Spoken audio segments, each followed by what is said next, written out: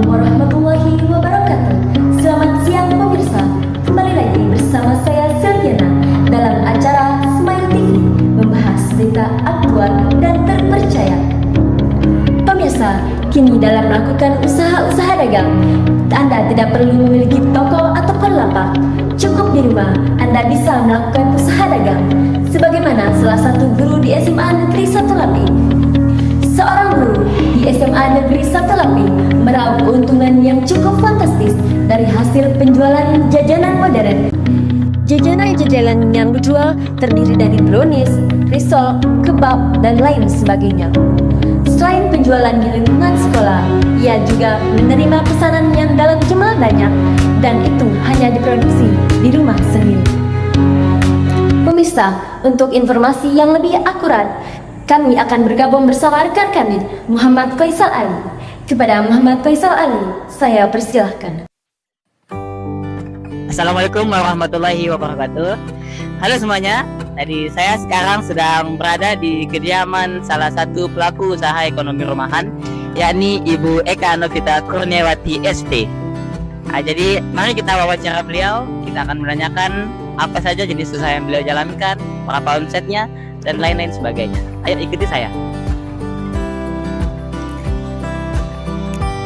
Assalamualaikum Ibu. Waalaikumsalam. Baik, sebelumnya Ibu mungkin boleh memperkenalkan dirinya dulu.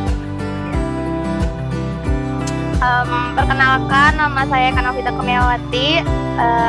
Teman-teman atau yang nonton bisa panggil Ibu Novi atau Ibu Eka boleh. Saya kebetulan guru di SMA Negeri 1 Lapi dan kebetulan menjalankan bisnis sampingan usaha rumahan skala kecil di bidang catering kue.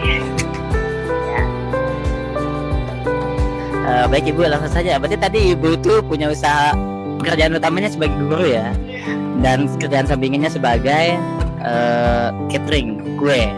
Oke. Jadi saya ingin bertanya sedikit nih Ibu, apa saja atau sejak kapan Anda memulai usaha catering ini, usaha sampingan Ibu ini? Sebenarnya ceritanya panjang ya teman-teman. Saya memulai usaha itu awalnya di 2019 pada zaman Covid. Waktu itu saya masih kuliah dan kembali ke Sumbawa. Waktu itu saya kuliah di Jogja. Habis itu karena Covid saya kembali ke Sumbawa. Tapi waktu itu usahanya bukan catering, usahanya adalah bikin es lilin.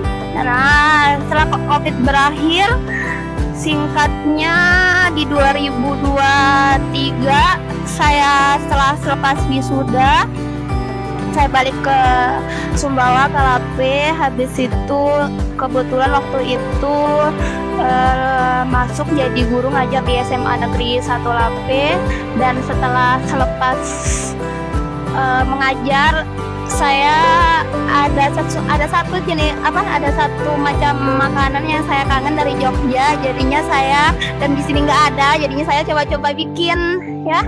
Saya coba-coba bikin dan hasilnya ternyata enak, dan saya post di Instagram dan ternyata ada yang komen karena enak, ada yang tanyain dijual enggak kayak gitu.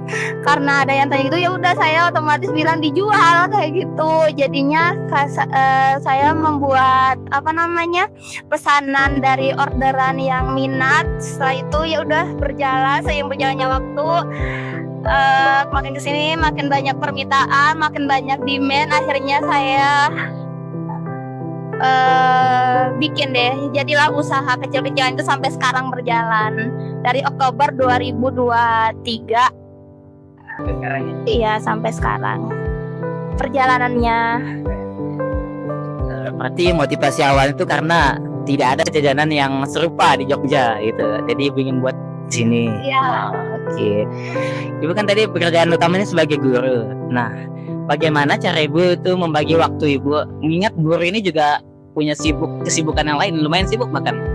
Nah, jadi bagaimana secara Ibu tuh membagi waktunya itu supaya tetap bisa melakukan proses produksi sembari tetap fokus menjadi guru? Sebenarnya nggak ada manajemen waktu yang spesial ya teman-teman. Kalau saya ada waktu luang, saya produksi kayak gitu. Jadi selepas sekolah, jadi pekerjaan sekolah sudah saya selesaikan semua di sekolah. Setelah itu kembali ke rumah untuk langsung melaksanakan produksi tanpa menunda sedikit pun. Jadi intinya kuncinya jangan menunda sih. Iya.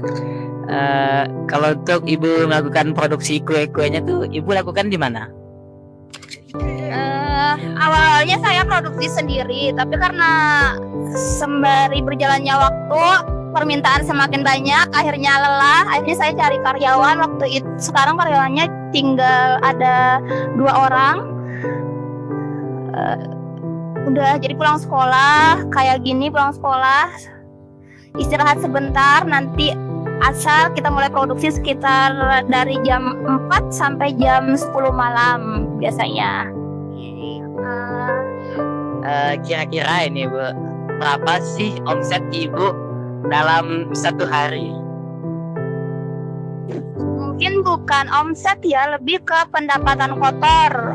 Kurang lebih pendapatan kotornya sehari itu ada 500.000. Ya, 500.000. Jadinya kalau sebulan kurang lebih ada 12 jutaan mungkin. Kurang lebih segitu sih perkiraannya. Itu masih pendapatan kotor, belum pendapatan bersihnya ya.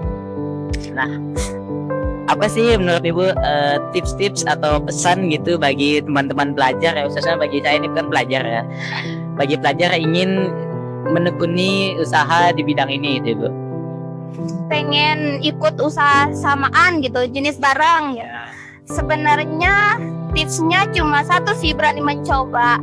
Ya, kalau misalnya kamu pengen ada sesuatu hal di benakmu, kamu pengen coba nih bikin ini, jadi kamu coba aja, nggak perlu maksudnya nunda-nunda. Maksudnya biar kamu bisa tahu apa yang kurang, apa yang mesti dibenahi. Kalau misalnya udah coba, udah berani nyoba, yang penting berani nyoba dulu sih. Itu sih tipsnya untuk teman-teman yang pengen juga kayak gitu.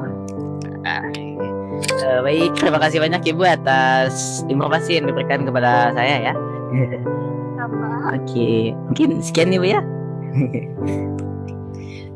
Jadi itulah proses wawancara yang saya lakukan bersama salah satu narasumber saya, yaitu Ibu Eka Novita Kurniawati sebagai pelaku usaha ekonomi rumahan dan pekerjaan utamanya sebagai guru tadi ya.